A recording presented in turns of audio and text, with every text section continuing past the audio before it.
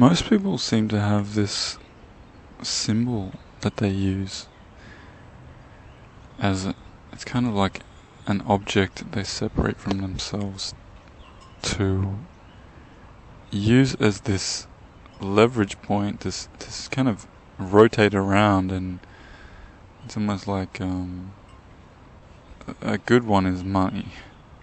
There's an abundance of resistance towards lack of money.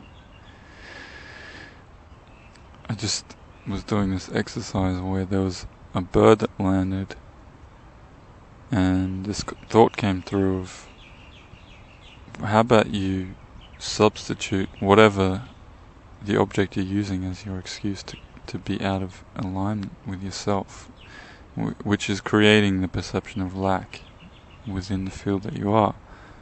How about you exchange it for something that you never see in your reality, that's so abstract, that has no definition. You don't have any definition of it. So I thought of a blue cube, and it becomes hilarious.